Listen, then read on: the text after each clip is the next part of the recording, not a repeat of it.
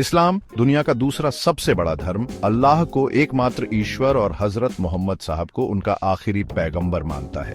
इस्लाम की विशाल दुनिया में दो मुख्य ब्रांचें उभरी, शिया और सुन्नी। धार्मिक सहिष्णुता को बढ़ावा देने और इस्लाम के भीतर विविधता की सराहना करने के लिए शिया और सुन्नी मुसलमानों के बीच मतभेदों और समानताओं को समझना बहुत जरूरी है।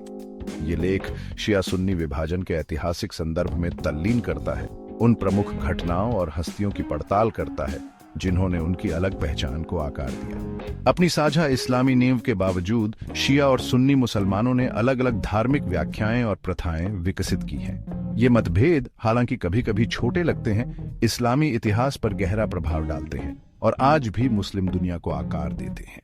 प्रत्येक शाखा की बारीकियों को समझकर हम अधिक से अधिक सहानुभूति की ओर बढ़ सकते हैं और उन विभाजनों को पाट सकते हैं जो अक्सर गलत फहमी और संघर्ष का कारण बनते हैं। शिया सुन्नी विभाजन के बीज 632 ईस्वी में पैगंबर मोहम्मद की मृत्यु के बाद बोए गए थे। कोई उत्तराधिकारी नियुक्त नहीं होने के कारण प्रारंभिक मुस्लिम समुदाय को एक गंभीर प्रश्न का सामना करना पड़ा। नवोदित आस्था का लीडरशिप कौन करेगा?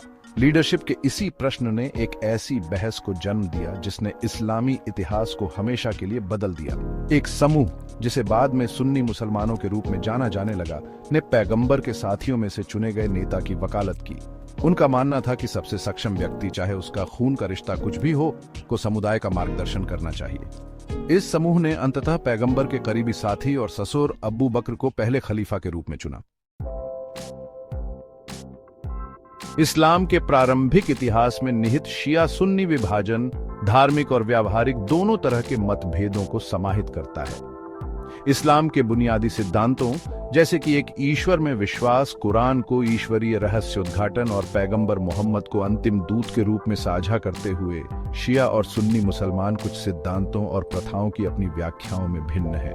शिया इस्लाम के केंद्र में इमामत की अवधारणा है।